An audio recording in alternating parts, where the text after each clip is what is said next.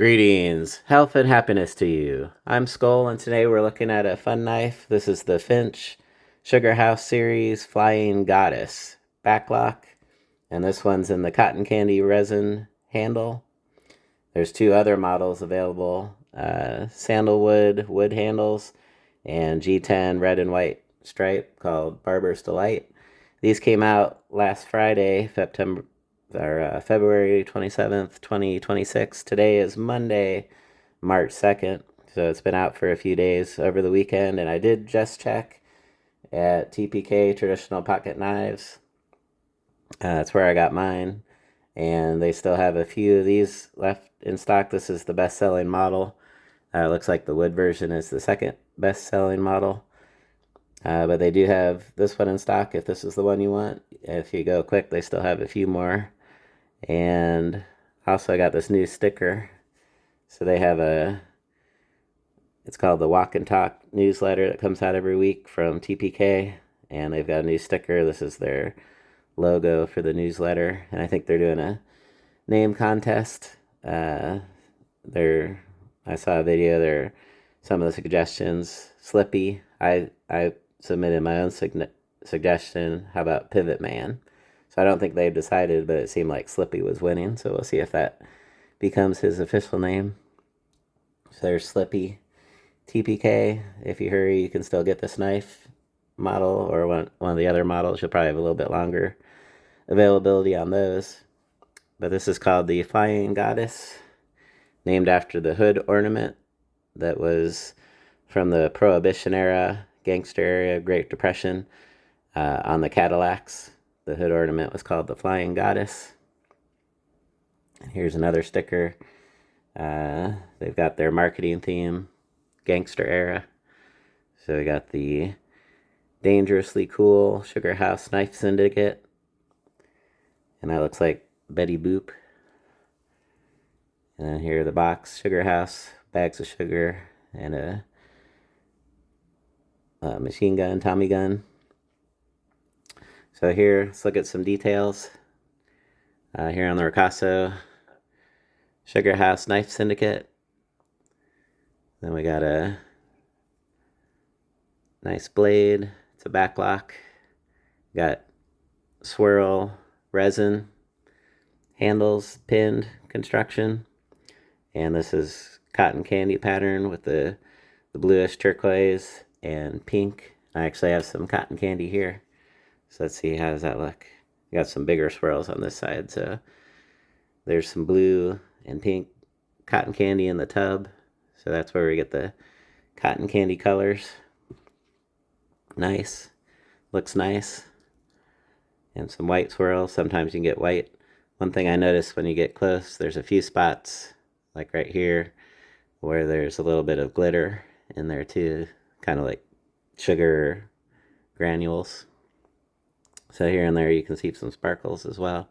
Give that sugar appearance. So very nice. And then it also has that's called the Goddess Shield.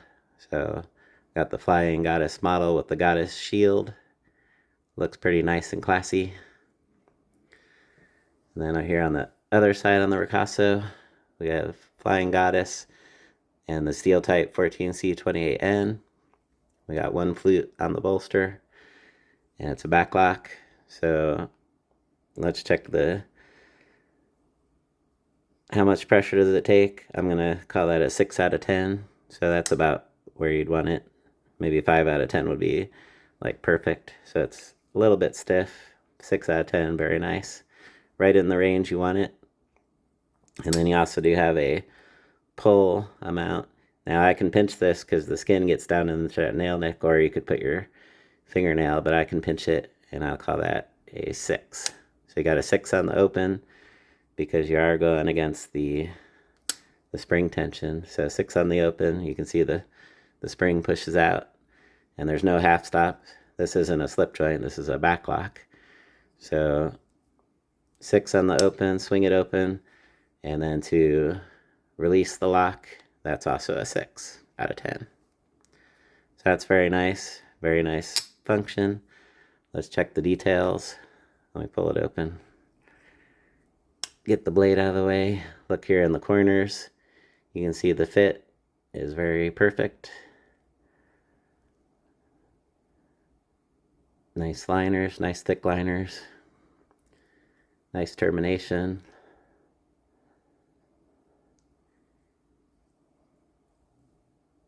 And here are the other corners. Nice fit. Smooth flesh finish. I do see it's not a gap, but you can kind of see the line more right there. And then up here, I was wondering if I could catch my nail on there. My nails are so short, but I can catch the nail right there. Sometimes they're so flush that you can't even catch your nail, but I can catch it right there. But that's not a problem. And then you can sort of see the line there a little bit more, but not too bad. It's not really a gap, but sometimes it smooths so nice you can't even see the line, but there you can see the line a little bit. But it's very nice finish. And the swirl patterns look nice. So on these resin ones, each one will be kind of unique. It'll be just a swirl jumble of turquoise, white, and pink cotton candy. And the sort of can feel it's a nice flesh pins. It wasn't so smooth that I can just feel that one. But they're pretty flesh. Can't even feel that one. That one I can just barely detect as I go across. That one I can't feel. Nice flesh pins when I'm doing my fingernail, but when I'm doing my skin, it's completely flesh. You can't feel them with just your skin. So very nice finish, very nice appearance. I think that shield is one of the things that really sets it off. It makes it look classy. Nice shield. So one thing I do is I always do my homework, and I wondered, did the cotton candy have any connection to the Prohibition era in particular? So I researched history of cotton candy. It was invented in like 1897 and introduced to the fairs, or the World Fair. I think it was 1904. Then it was invented by a dentist, and I guess because he was a dentist, he was thinking floss, so he called cotton candy fairy floss. But then in the 1920s, they had a marketing change, and that's when it became known as cotton candy. So it does have a connection to the 1920s era that we're kind of reminiscing here. So that's when cotton candy got its name in the 1920s. So it's been around 100 years of cotton candy and 20 years of fairy floss before that. Now he was a dentist, and that's kind of funny to invent a sugar candy.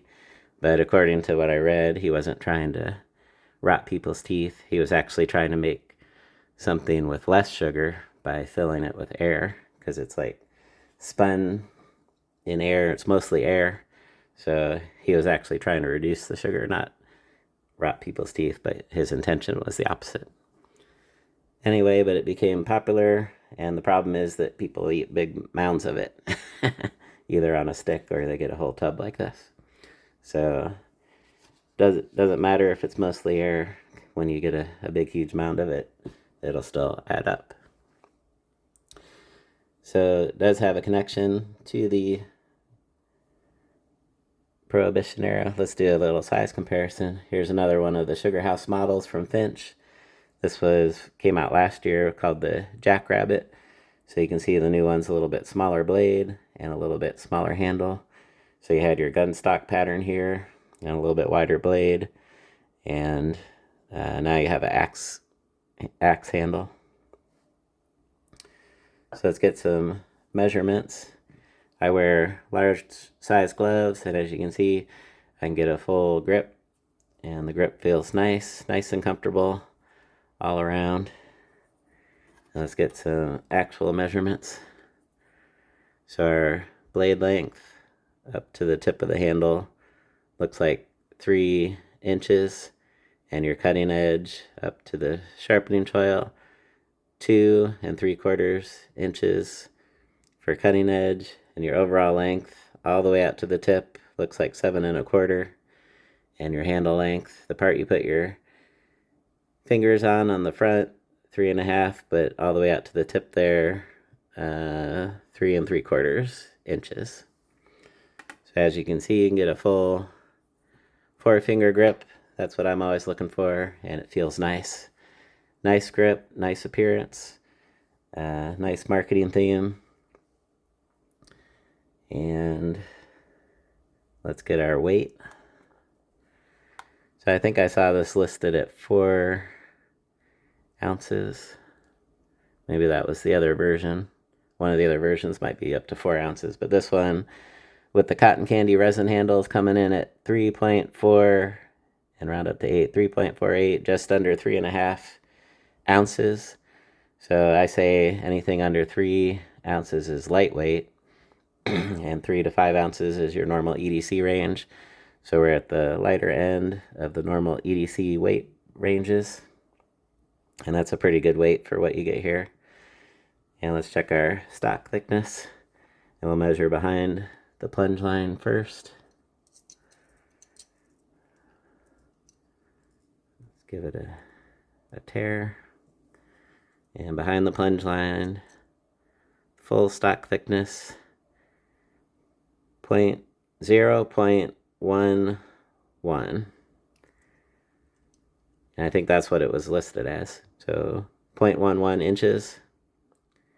And up here, 0.105.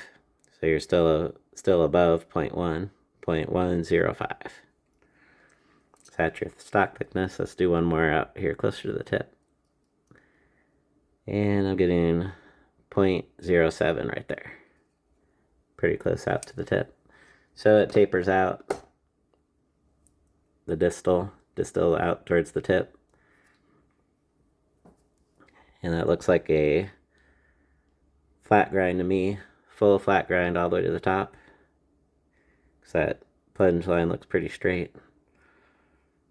Full flat grind, but you still keep a nice thickness through most of the spine. But it looks good to me. Nice thick liners. You can see it's integral.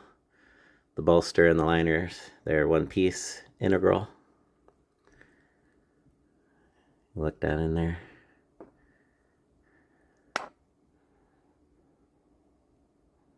Down in the channel. And you got a sharpening choil. And on this side you had your nail nick. And as I said, it was 6 to close the back, 6 out of 10 to close the back lock, and 6 out of 10 on the open. Now I did want to cover one more thing. I think I finished the stats, but I did want to, while I was doing my homework about cotton candy, for some reason I stumbled on the chestnut blight. So just to reminisce what was going on during that period 100 years ago, we were in the middle of the great American chestnut blight. So I just, while I was doing my research yesterday, I ordered some of these and they came today, so I just ate this whole, snacked on this today. These were pre-roasted, pre-peeled chestnuts. They're not super delicious. They was just okay, but I think these would be nice warmed up as like a side dish with steak, and maybe sliced up and mixed in with some white rice. American chestnuts. So these were pretty common to eat. And the thing about this is chestnut was one of the most common trees all across Appalachia, from Georgia all the way up to New England. And they used to say that there were so many chestnut trees that a squirrel could travel from Boston, Massachusetts, way up in the top right corner of America, all the way across the Appalachian Range, all the way down to Atlanta, Georgia, hopping from chestnut tree to chestnut tree. That's how many chestnut trees there were. And if you think about, this is the 250th anniversary of America. And if you think about George Washington and the troops, they would have been roasting chestnuts. There were so many chestnut trees. That's something you could forage and eat during the winter. and roast chestnuts over the open fire. And that was a thing during the winter seasons, so they even made a song about it. But from 1900, when the blight started, an Asian fungus came over and started infecting all these trees. And it took 50 years, but it kept spreading across and wiped out over 99% of the chestnut trees. So that's a very sad thing. The Appalachian Trail would have looked a lot different 100 years ago. You would have been walking under a canopy of chestnut leaves, chestnut trees and leaves. And to have all of those gone today is very sad. But it's not a completely bad news story, because the good news is emerging now. Some of the trees survived, and probably a few of them had immunity. So those ones with immunity have survived. They found some in Pennsylvania forest naturally growing that have natural immunity to that fungus. And they found a big patch in Virginia that survived the blight. And they've taken those trees that have the immunity, and they've been back pollinating and making hybrids, and they're trying to re-establish the American chestnut tree, and they're doing some test plants here and there. 9/11, there was that plane that crashed in the field in Pennsylvania, turned that into a national park, and they've planted a bunch of those chestnut trees there at that park. So that's one of the test ranges to bring back the American chestnut tree. But they're not completely gone. In fact, you can still get chestnuts to eat. And some of the chestnut trees were planted out west, and the blight never got over there, so those are still there. And then they're trying to spread the chestnut tree back to how it used to be, or at least plant more of them anyway. Bring back the American chestnut. So that's going forward, I think it's going to be a positive story. And that old song, Roasting Chestnuts Over the Open Fire, that came out in the 40s, and all those people would have remembered doing that during the holidays. But by 1950, they were all gone, and that part of Americana kind of died out. But maybe we can bring it back. So that's one of the values of reminiscing about, like with this marketing theme, what was going on 100 years ago. That's just a little thing I thought I'd throw in there at the end. So we talked about the Flying Goddess, and we reviewed the knife, and then we talked about the American chestnut. So go over to TPK, see if they still have some of this version, if this is the one you want. But that wood version, I also like that as well.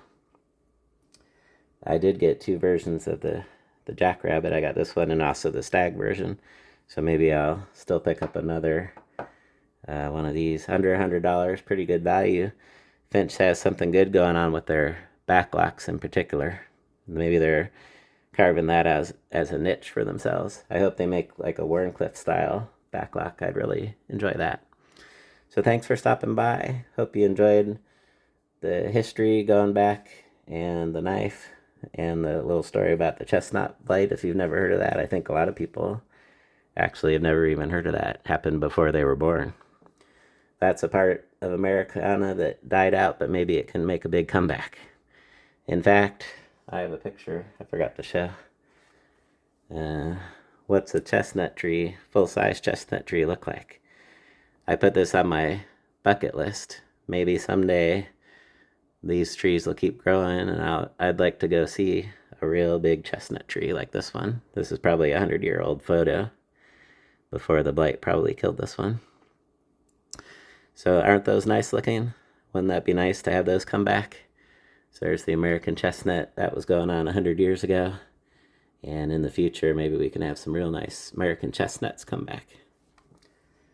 So thanks for stopping by. I'm Skol, and remember, always carry a knife.